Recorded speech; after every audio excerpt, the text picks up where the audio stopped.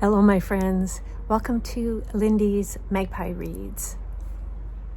This is a place where I talk about the books that I have been reading. And I've got 8 that I finished in the last week to tell you about. I will get to those shortly. First, I've got a progress report on the knitting that I'm doing, the cardigan made of 2-inch squares. I'm up to a piece that's 8 inches by 12 inches. So I'm trying to do 2 squares a day on it. So it's going to take me a few months to get this done. And the other thing I want to tell you about is a Pride event that my sweetie and I went to last weekend, the Queer and Trans Farmers Market. So this is the 2nd annual one here in Victoria, BC, where we live. It was much larger than last year. There were, I think, 75 vendors, lots of crafts and fresh vegetables too. And we especially timed our visit so that we could hear a particular group, live entertainment, the Klezbians, which is a group of Jewish women here playing traditional klezmer music. And it's lively stuff, lots of energy in that music. Yeah, we had a good time. So another thing that I want to mention about Pride is that Canada Post released a series of stamps this year for Pride, and they're called Places of Pride. So there's 4 stamps, and one of them commemorates the Truxx gay bar in Montreal, which was the place where a police raid occurred in 1977, and over 100 men were arrested. The charge was being in a common body house. It was just a gay bar. But that incident sparked so much protest against police harassment and violence that in December of 1977, the Quebec legislature passed an amendment to their human rights charter to explicitly include sexual orientation. So that prohibited discrimination on the basis of sexual orientation. It was the first province in Canada to do so, and the province where I lived for many years, Alberta, didn't change their Individual Rights Protection Act until 1998, and that was a result of quite a famous Supreme Court case. The case went all the way to the Supreme Court. Delwyn Vriend was fired for being gay from his job as a lab teacher at King's University College in Edmonton.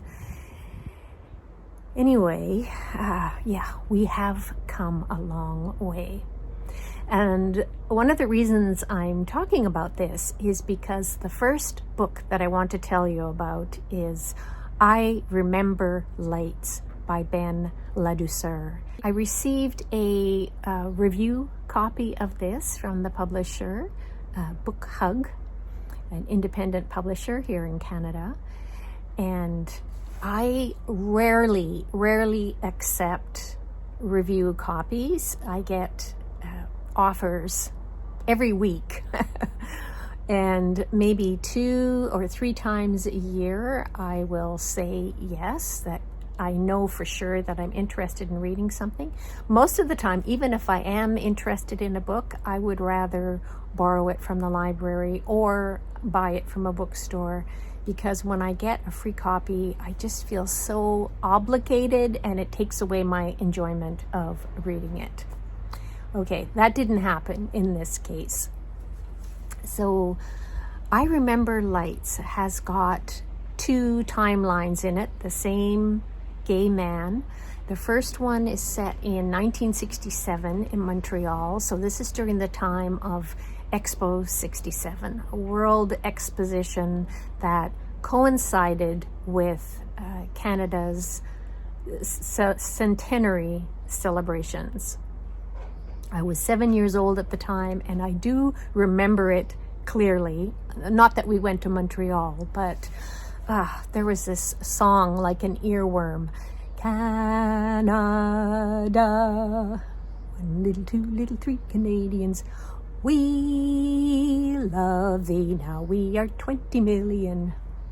And rah, vive le Canada, 3 cheers, hip, hip, hooray, le centenaire, that's the order of the day. Anyway, that song is mentioned in the book. And the second timeline is 1977. And this gay man who's telling the story was in Truxx bar and arrested on that night. So the atmosphere in both timelines about what it was like, the need to be closeted, because as you see in examples in this novel, you could be fired from your job, you could lose your housing, you could be rejected by family members, all of that. There was a risk to being openly yourself. And all of that fear and shame, of course, would affect how we go about our lives. And I think it's really well portrayed in this book. And there's more layers to it as well. So, for example, one of this characters, I don't know if he's ever named, but anyway, one of his close friends is a black man, Etienne, and in order to look respectable at his job as a bartender, he has to relax his hair so that the texture is different. And he's a man who grew up in Paris, so that's his Francophone background. But in Montreal, he finds it's better to let people think that he's from the African continent because of social political reasons. Anyway, layers like that. And there are romantic relationships and how these are affected by the greater forces of the social forces outside. I Remember Lights. Very enjoyable.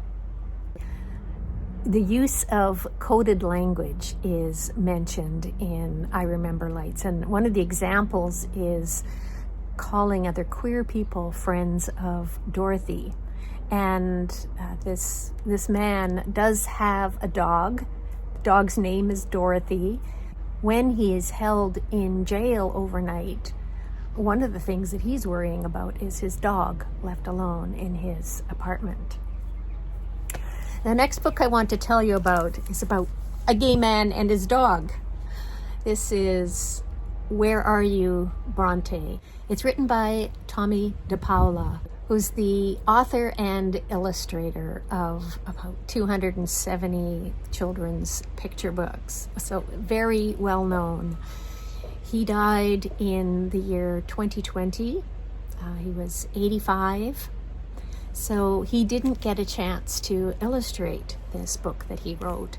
And the illustrations were done by Barbara McClintock, who's no slouch in the children's picture book area. I think she's got about 40 books to her name. And she did use daPaola's style in here. And there are so many references to books that he's done, like Easter eggs within the book. It's the story of a dog from puppyhood all the way through to old age and infirmity. So Brontë, the dog, becomes blind in the later part of his years, and then his death, and how you miss a companion like that and find them in your heart. So a really good book for dealing with death and the queerness aspect of this man's life in here is very subtle. So, for example, he's always shown wearing a very flamboyantly colored scarf, as Tomie did wear often. And at one point, there's a man named Bob who walks the dog. It looks like Tomie is getting infirm himself at that age. So we don't know if it's Tomie's partner, romantic partner, or maybe it's somebody that he's paid to walk the dog. But, you know, you can read into it. And what Barbara McClintock has done, as I said, is use his style. And you can spot some characters. Bronte's toy here comes from Bill and Pete, or perhaps, I guess it's the other way around, that Tomie used the dog's toys in Bill and Pete. And you can see Stregonona here, and this looks like Oliver Button from Oliver Button is a Sissy.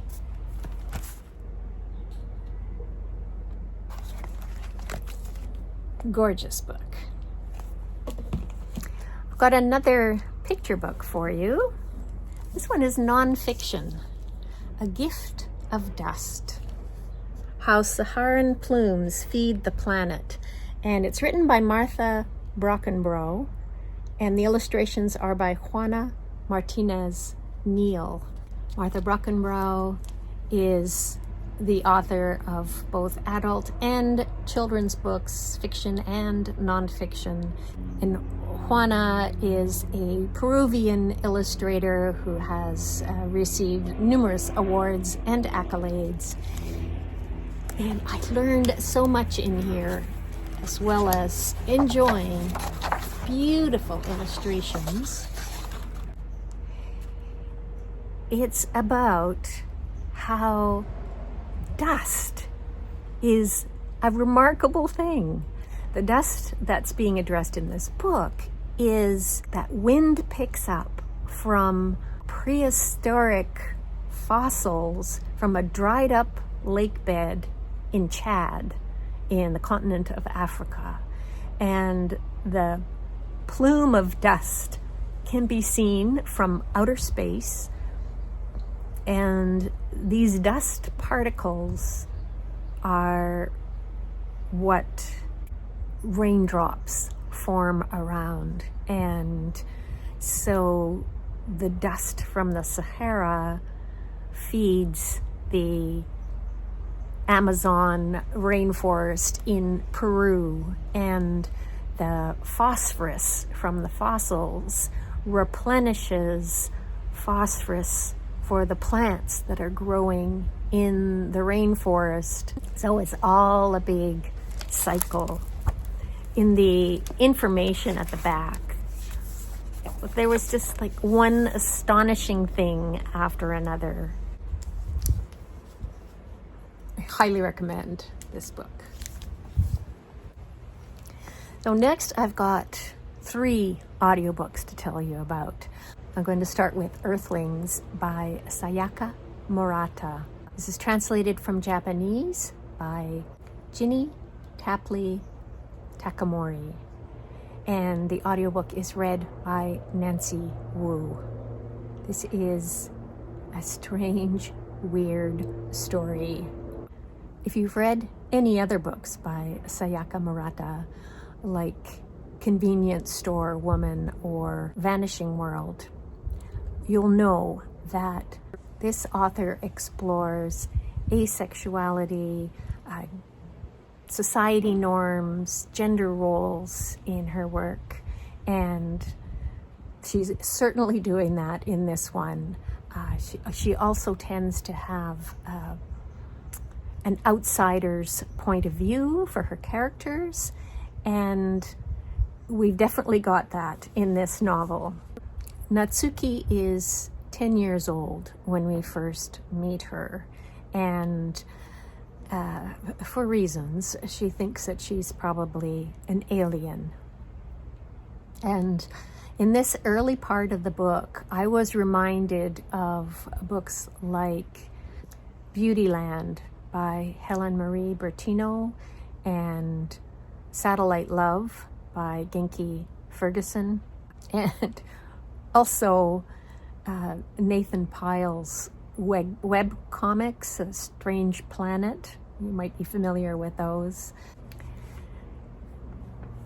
There's some quite disturbing scenes where Natsuki is sexually abused by one of her teachers, and she's scapegoated by family members, and I wasn't even sure that I was going to continue.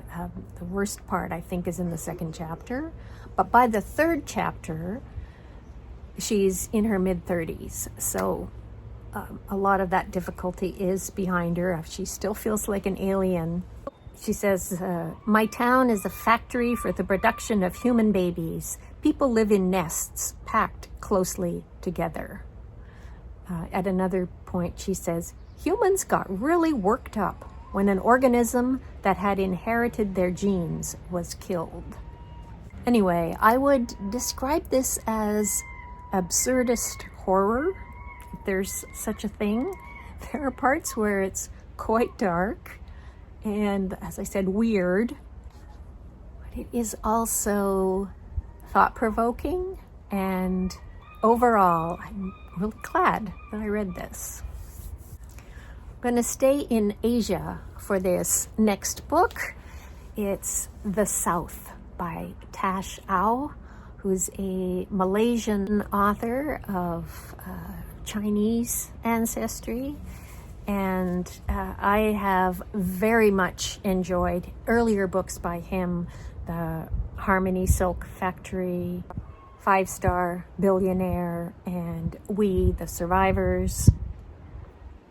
Now, it just happened that as I was listening to this audiobook during the same time, a concurrent read was Akata Witch, which I talked about last week. And I was buddy reading that with Freddie of Sluggish Reader. And Freddie lives in Malaysia. So Freddie and I ended up talking a lot about food. And of course, food comes up in this novel as well. It's a family that after the grandfather dies, they have inherited a farm that's far in the south of Malaysia. So one summer, they go down there to the farm, and the central character, Jay, is 16, and he forms a romantic relationship with a teen boy, Juan, who's the son of the farm manager. And this novel switches to different points of view. And in the audiobook, there's just one narrator, Windson Liong.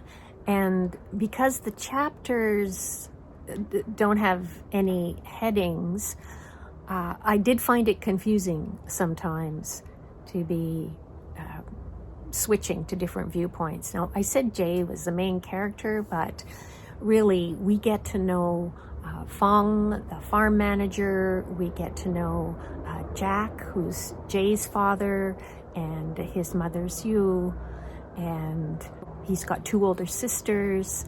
And there's stuff going on with all of these characters. There are a lot of tensions of various kinds. So in addition to these tense emotions, we have intense summer heat. It's a coming-of-age story, but also a queer first love story. One of the central things that's being explored in addition to that is how our lives are circumscribed by forces beyond our control. I should mention that one of the things that I think is a hallmark to Aw's writing is he does not give pat conclusions in his novels. So this book leaves you with lots of room to think about, okay, what's going to happen next? There's a conversation that Jay and Juana have that I want to mention. It's about empathy. So Juana is only a couple years older than Jay.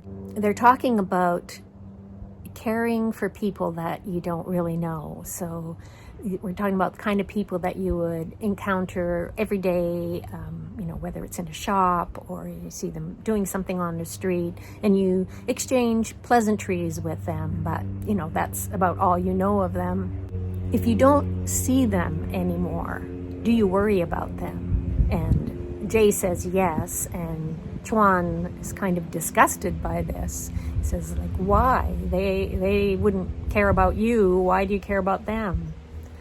And Jay says, that's not the point. It's about human empathy. And I had been thinking about empathy because I'm going to go off on a tangent here, but there's this podcast called In the Meanwhile, and it's hosted by Nora Kenworthy and Marcus Harrison Green. And one episode was about toxic empathy. I will link information in the show notes. But really, I had never heard of this concept before, but apparently people like Elon Musk and J.D. Vance and other right-wing people have started this war on empathy, and they're claiming that caring about other people is a risk to civilization. And, that blows my mind, I have to say. Oof. This next book also deals with the topic of empathy and caring for others, including strangers, versus self-interest. So this is the book Beasts, and it's by the Norwegian author Ingvild Bjerkeland, and it's translated by Rosie Hedger.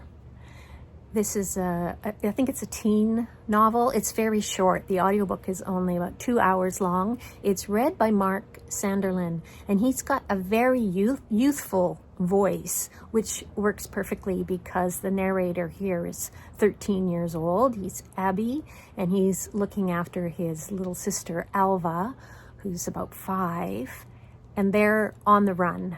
They're in a rural part of Norway, and these alien beasts are taking over the place and killing humans, and their mother's been killed, and so they are on the run. They don't know who they can trust. It's a horror novel, and this is the first line. The crows gathered around the body like a black eiderdown. I felt like it was a good palate cleanser between other books that I was reading, like this fabulous book, The Book of Records. So I bought this copy as soon as it came out here in May and started reading it immediately. And I was about a third of the way through when I paused. Reason being, I was also reading Alexis Wright's Praiseworthy at the same time, all through May and June, actually. And both of these books are the kind of writing that, for me, requires a quiet, receptive, sort of open brain. And I found that I couldn't do that with both Praiseworthy and the Book of Records. And so I paused this one for nearly a month. And then once I picked it up again, it was like zoom all the way through. Well, maybe not zooming, but let me back up a bit. Madeleine Teen, she's the Chinese-Canadian author of the book Do Not Say We Have Nothing, which is a book I love with all my heart. That's the reason why I bought her new book as soon as it came out. In Do Not Say We Have Nothing, this is historical fiction over quite a span of the 20th century, with 2 generations in China that are under the Mao revolution regime, and then their offspring and what happens to them. So there's a strong sense of time and place in it. The Book of Records is quite different in that it's a puzzle. Where is this place, the sea, where our characters, when we meet them, what are they doing there? Why are they there? The characters seem to be from different times in history. There's stories being told. One storyline is about ancient China. Another one is about 17th century Amsterdam, and another one is set during World War II.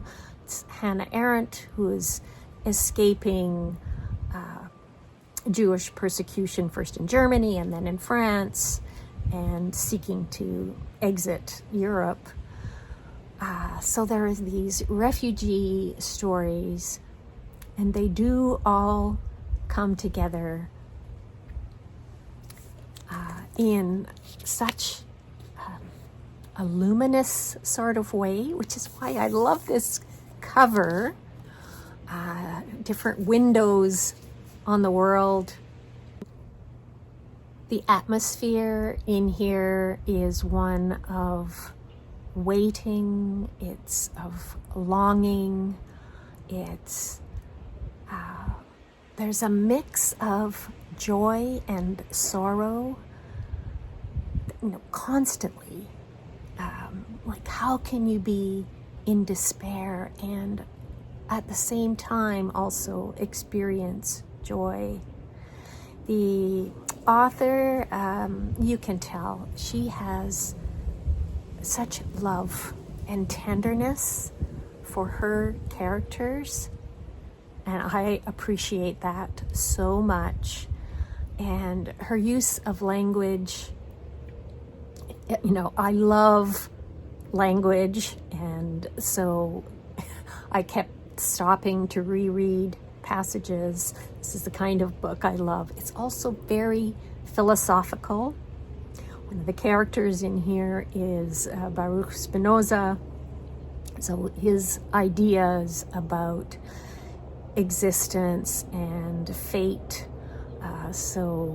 There's the question, is our life as if we were a stone that's been tossed, and because we're a stone, we don't realize that we've got a trajectory and we don't see where we're going, and yet it is set.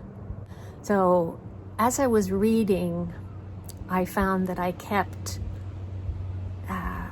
pausing to just look out the window and think about what I had just read. It's that kind of book that makes you want to ponder. And I'll give you an example of the language. So in the 17th century Amsterdam section, Baruch has been expelled from his Jewish faith, and so he's not living in that part of Amsterdam anymore. He was a scholar, but he has to learn a new trade to support himself. So he learns how to grind lenses, glass lenses for telescopes and microscopes and so on. He says, when one slipped into the microscope's hallways, ordinary vision dropped away like a false world. So there's truth, lies, manipulation, the question, what is real?